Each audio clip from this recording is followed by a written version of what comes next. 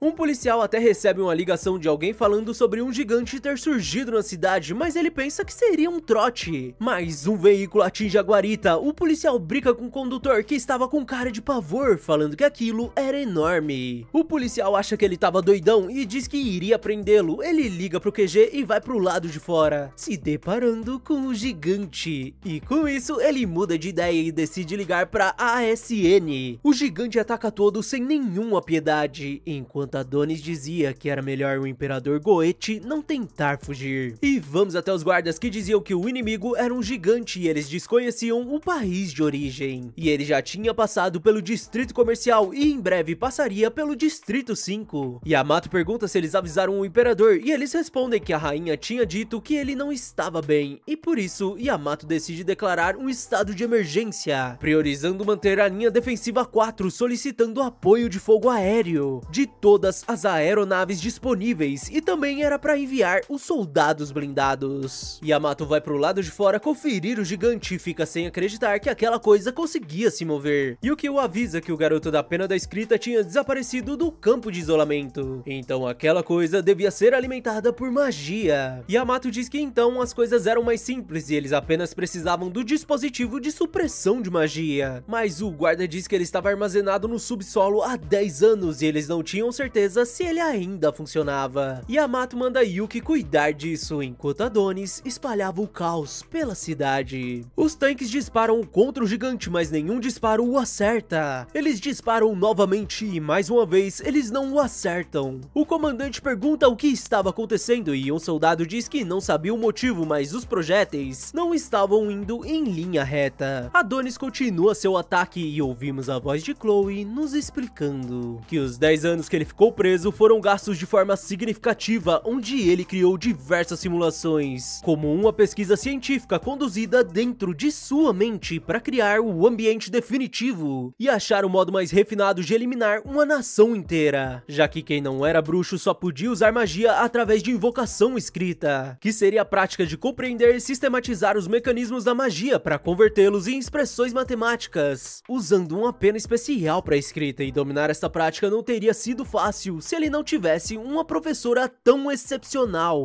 E para Adonis não tinha diferença entre quem estava e quem não estava ali há 10 anos atrás, já que eliminar Chloe era o grande propósito para tudo que fizeram, então todos que vivem neste país e colhem seus frutos eram igualmente culpados. Adonis invoca 2 metralhadoras e dispara contra todos com um sorriso maligno, mas ele começa a chorar e se pergunta o que estava acontecendo e por que não estava feliz. Mas Holt avisa que encontrou o feiticeiro na palma da mão do gigante e Yamato avisa os jatos, e eles começam a bombardear o gigante, e com um impacto, Adonis acaba voando até o chão. Os jatos continuam o bombardeando, deixando a população em pânico, e um prédio começa a cair em direção a um garoto, mas Doroka consegue o salvar. O gigante finalmente é derrotado e Doroka deixa a criança com uma mulher, falando que iria parar isso, indo em direção a Adonis, que estava deitado no chão, falando que com certeza ele estava fora de forma. Os soldados começam a descer as cordas, mas antes vamos até o santuário do castelo imperial,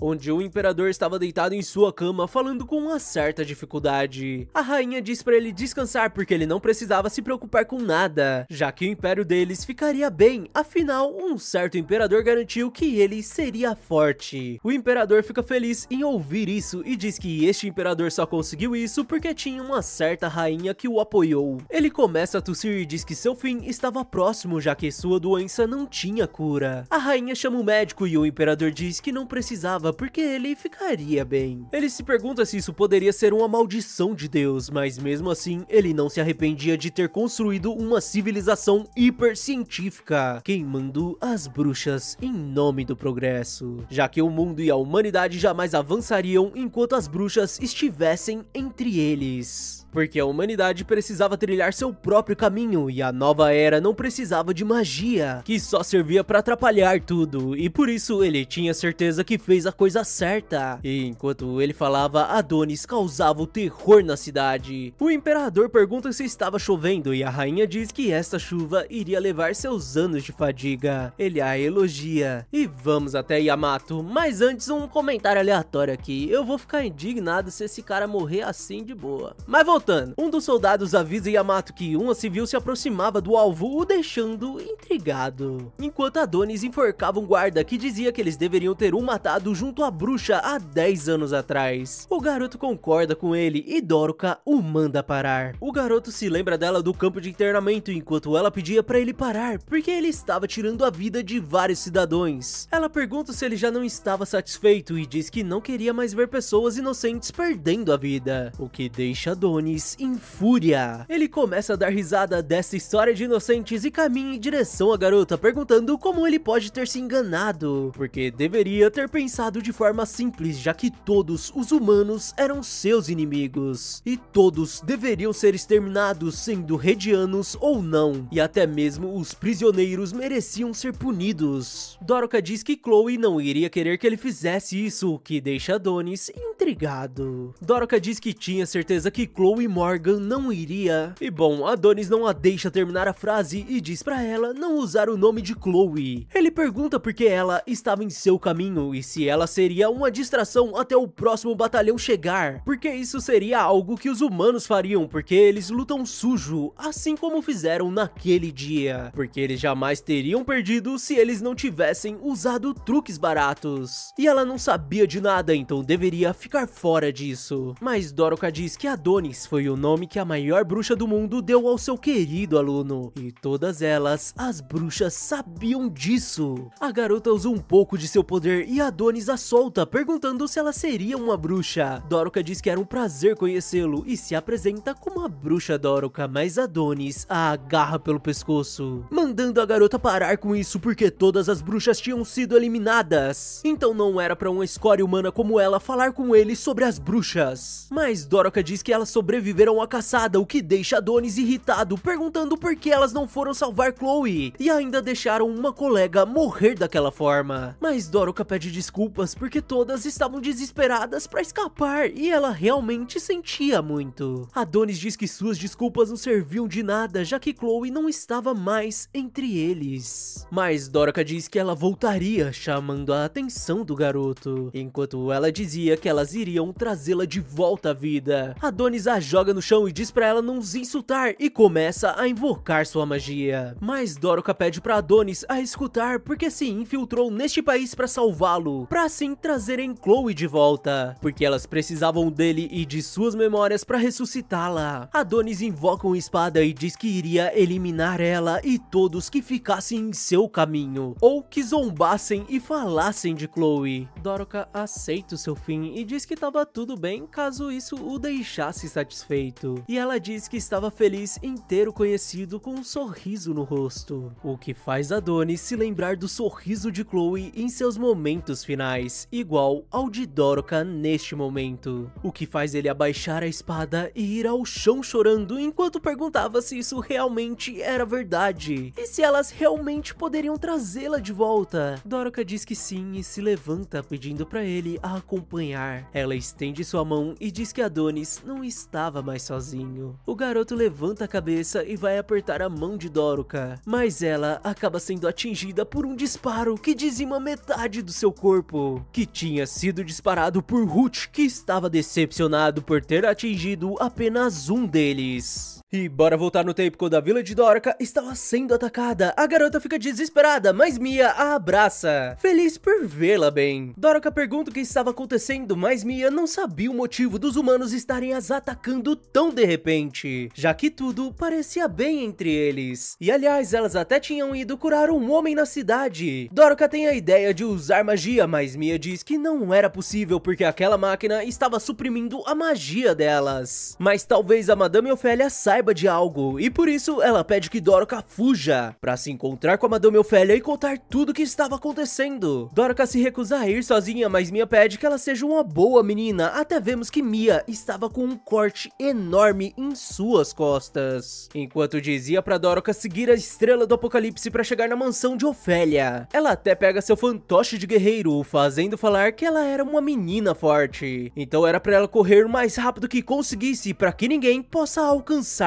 Mas ela precisava partir agora. Doroka pega o fantoche e começa a correr, enquanto Mia dizia que ela realmente era uma menina forte. Mas os soldados vão até Mia pra terminar o serviço. E antes de continuar, eu venho pedir pra vocês deixarem a sua inscrição, além de curtir e comentar bastante pra me dar aquela mega moral, pra que assim a gente possa chegar cada vez mais longe. Mas bora pro anime. E voltamos até o presente, onde Adonis pegava Doroka no colo. Ele pergunta o que devia fazer pra trazer Chloe de volta à vida. E em seus momentos finais, ela diz algo misterioso sobre as bruxas, mas Adonis a solta rapidamente porque alguns soldados começam a atirar no corpo da garota. Adonis volta a olhar pra Doroka, falando pra ela não brincar com ele, porque não tinha como ele saber o que deveria fazer apenas com isso. E enquanto isso, Ruth ligava pro diretor Yamato falando que tinha acabado, mas Adonis usa sua magia envolvendo seu corpo com sua escrita, impedindo as balas de o atingirem, o que deixa Yamato em fúria. Mas o que eles não sabiam é que as balas iriam ser devolvidas, eliminando quase todos os soldados. Adonis começa a caminhar em direção ao último deles, e Holt prepara mais um disparo com sua sniper. Ele atira contra Adonis, causando uma mega explosão, mas o nosso garoto consegue agir rapidamente, parando a mega bala. Adonis usa sua magia mais uma vez, direcionando a munição e transformando em uma bala gigante, disparando contra o garoto, que fica sem acreditar que isso realmente era possível. E bom, ele não consegue fugir e a bala leva metade de seu corpo junto. Adonis continua caminhando, falando que eles jamais poderiam vencer a magia e estavam errados ao achar que poderiam viver em paz após a morte de Chloe, já que ele iria eliminar todos os humanos da face do planeta, para que eles provem o mesmo desespero de Chloe. Yamato fica aflito e torce que Yuki consiga ser rápida. E vamos até Yuki, que estava de frente ao dispositivo de supressão de magia, que foi o responsável pela derrota das bruxas, que impediu que elas usassem magia. Yuki fica muito feliz porque finalmente seria útil ao seu irmão, mas logo muda de humor de algo muito fofo pra chefe mandona, gritando com os soldados para que eles sejam rápidos. Mas a diretora Teta da Agência Nacional de Ciências, a responsável por um dos 4 escritórios principais de Rédia, aparece falando que Yuki parecia mais durona do que antes, mas infelizmente ela não podia permitir que a garota ative aquele dispositivo. Yuki pede uma explicação e temos um silêncio meio tenso. E logo em seguida, Yamato recebe uma ligação de Yuki. Ele pergunta o porquê ela ainda não ligou o dispositivo, mas quem estava do outro lado da ligação seria a Teta. Yamato fica surpreso ao ouvir a voz da mulher, e ela diz que não podia permitir que ele ativasse o dispositivo mágico de supressão de fótons. Ele pergunta o motivo e Teta diz que a ciência ciência era o trabalho da humanidade para esclarecer o mundo. E embora eles tenham explicado muitas coisas, ainda tinham coisas que eles não entendiam, como por exemplo, as partículas emitidas por este dispositivo. Ela pergunta se Yamato conhecia a doença de disfunção celular humana, e ele pergunta se seria a doença desenvolvida pelos soldados que participaram da caça às bruxas há 10 anos atrás, e o que isso tinha a ver com o dispositivo. E Teta diz que eles não tinham certeza devido ao grande número de fótons, mas eles acreditavam que estas partículas afetavam o corpo humano, matando as células. Yamato diz que desconhecia essa informação e Teta diz que eles esconderam isso, e como eles não tinham mais as bruxas, para restaurar o ambiente natural e a atmosfera que teria purificado esses raios nocivos. Mas como eles não tinham mais isso, a natureza perdeu a sua virtude, e se um humano for exposto a um alto volume de partículas nessa circunstância, o corpo seria destruído. O que deixa Yamato preocupado, enquanto ela dizia que ele devia estar ciente sobre o que aconteceu com aqueles que lutaram pela humanidade e estiveram diante a este dispositivo. Yamato percebe que até mesmo a doença do rei teria alguma relação com isso, enquanto via seus soldados sendo eliminados por Adonis. Teta diz pra Yuki que agora que ela sabia devia ir embora, mas Yuki começa a correr em direção ao dispositivo, o que deixa a diretora em pânico, enquanto Yuki pensava consigo mesma que eles não podiam se dar ao luxo de se preocuparem com doenças, enquanto a ameaça da magia estava bem diante deles. Ela se lembra de seu irmão falando que tudo estava em suas mãos. Teta manda todos recuarem dali e corre em direção a Yuki, mandando ela não ligar aquilo, já que qualquer exposição poderia ser perigosa, mas a garota não dá importância para isso, porque isso era de importância nacional. Yuki ativa o dispositivo e a magia de Adonis é quebrada e sua pena retirada de sua mão com um tiro. Um dos soldados diz que o garoto deixou a pena cair e Yamato pergunta para a diretora o que tinha acontecido e como Yuki estava, mas as duas estavam extremamente machucadas. A diretora desliga o dispositivo e diz que estava tudo bem. Ele pergunta sobre Yuki, mas a diretora diz para ele olhar em sua frente e pergunta se era realmente tão difícil lidar com esse garoto que não podia usar magia, e pergunta novamente o que ele devia estar fazendo, o que faz a ficha de Yamato cair e ordenar que eles eliminassem rapidamente aquele que prejudicou a ordem do Império. E Teta diz que eles eram Redja, o Império indestrutível. Todas as unidades começam a avançar e Adonis corre em direção à sua pena. Os soldados miram no garoto, mas uma soldada corre em direção a ele. Os outros soldados até ordenam que ela não fique em frente à linha de fogo, mas a mulher continua correndo até chegar em frente a Adonis. Ela pergunta como ele se atreveu a fazer isso com sua nação, e um prédio começa a desabar, tampando a visão dos outros soldados enquanto ela ativava a lâmina térmica de sua arma. Adonis aceita o seu fim e diz que com isso ele finalmente poderia ir até Chloe, e logo em seguida a mulher corta sua cabeça. Os outros soldados perguntam se aquela soldada estaria bem, porque não dava pra ver nada com aquela fumaça, mas a mulher surge com a cabeça do aprendiz da bruxa em suas mãos, o que faz todos comemorarem. E Yamato fica mais calmo, anunciando que todos fizeram um ótimo trabalho, e também os parabenizando por derrotarem o aprendiz da bruxa, mas ainda era cedo para comemorarem, já que eles tinham que recolher o corpo e confirmar os danos causados. Ele observa a soldada que eliminou Adonis e diz que ela era bem jovem, e um homem diz que acreditava que ela seria uma nova recruta dos soldados blindados. Ele começa a procurar por ela, mas Yamato diz que não era necessário e ele devia checar a situação da diretora Teta e da vice-diretora Yuki com urgência. O homem segue suas ordens e Yamato diz que Teta estava certa, porque esta nação era forte. E vamos até o discurso do imperador, que dizia que a magia era uma arte oculta e abominável, e tinha conseguido sobreviver e permanecer neste mundo, graças àquele menino que eles tiraram das mãos da bruxa há 10 anos atrás, que foi condenado à prisão perpétua, mas que acabou sendo solto no mundo, e o resultado tinha sido o pior de todos, causando um desastre apesar de ser um humano como eles. Mas com certeza aquele demônio era um vestígio do mundo terrível de antes, que tinha sido enfeitiçado pela magia, e mesmo após 10 anos, eles ainda não sabiam como ele conseguiu usar magia, mesmo sendo um humano. E olhando para trás, ele não conseguia evitar o sentimento de ódio por ter permitido que aquele garoto continuasse vivo. Mas não era pra eles terem medo, porque Hedja era o auge do mundo, e o poder da ciência que eles adquiriram e suas tropas obstinadas não iriam ceder a nenhum mal. Então era pra todos deixarem a chama do orgulho queimar em seus corações, por terem nascido como humanos do Império de Hedja, já que aquele velho mundo se foi e Deus estava morto, e agora esta nação era o Deus encarnado. Mais uma garota pausa o vídeo do HMTube e vamos até uma sala de aula onde o professor diz que alguns dos alunos perderam a vida naquele dia e as coisas não estavam sendo fáceis, mas o simulado nacional começava no outro dia, então eles precisavam superar isto. Um dos alunos pergunta o porquê o aprendiz de bruxa tinha ficado do lado das bruxas se ele era um humano, e o professor diz que não fazia ideia, mas devia ser por conta de alguma lavagem cerebral ou coisa assim. Os alunos se levantam e aquela garota olha pra flor ao seu lado, e uma menina diz que tinha visto o que ela tinha feito, o que a deixa séria enquanto perguntava qual era o problema dela, porque aquilo era uma reação natural. Daquela situação, a garota vai embora deixando a outra menina irritada, e mais tarde ela vai até um lugar onde as pessoas prestavam condolências àqueles que partiram. Ela pede desculpas a Takuma e diz que talvez ele estivesse a odiando agora. Ela se lembra de quando o garoto ficou preso nos destroços e pediu por sua ajuda. Ela até tentou ajudá-lo, mas acabou fugindo quando viu um prédio caindo em sua direção, o deixando sozinho. Ela se lembra que ele tinha dito que gostava dela e diz que era uma péssima pessoa por abandonar o namorado e ainda achar aquele cara que usava magia uma delícia. Ela olha algumas fotos de Adonis e um homem atrás dela diz que era uma vergonha. A deixando assustada, o homem pede desculpas por ter a assustado e a garota percebe que ele era do governo e vai rapidamente apagar as fotos, mas ele diz que não era necessário e entendia que ela gostava destas fotos, então não era pra contar pra ninguém sobre elas, já que o aprendiz de bruxa era o criminoso que causou aquele desastre, e ela não precisava ficar assustada, já que ele não contaria a ninguém. A garota agradece e pede desculpas indo embora logo em seguida, mas o homem, que se chamava Oz, faz uma ligação e avisa sobre uma estudante que parecia ter sido influenciada pelo aprendiz de bruxa, então era pra eles prenderem ela. Ele diz que provavelmente a ASN cuidaria disso, então talvez ela seja executada ou presa por traição. Um soldado corre até o chefe Oz e diz que eles já terminaram a verificação e ele diz que eles já poderiam retornar, e na verdade aquele homem seria o diretor adjunto da Agência Nacional de Inteligência, Oz Gorgels. Ele continua no telefone e diz que aquilo era muito cansativo e queria um beijo e abraço quando retornasse da senhorita Charme, que pergunta se ele poderia atender sua solicitação de transferência em breve, ou se ela precisava entrar em contato com o escritório de normas trabalhistas porque fazia horas extras todos os dias e trabalhava para um chefe abusado, e apenas a agência deles tinha uma péssima condição de trabalho, mas de qualquer forma, uma análise inacreditável tinha acabado de chegar. Ele pergunta qual seria o resultado e ela diz que o corpo do aprendiz de bruxa era falso. E vamos até um cenário estrelado que é tomado pelo som dos gritos de Adonis, que estava com sua temperatura e frequência cardíaca elevadas, e neste ritmo seu coração poderia parar. Uma das mulheres tinha certeza que um humano não seria capaz de resistir à transferência heterofásica, mas a bruxa Ofélia diz pra elas não desistirem dele. Ofélia toca na testa de Adonis e devolve seus sentidos, estimulando seu cérebro, o que faz ele se lembrar de Chloe, e mesmo se contorcendo de dor, ele chama por ela.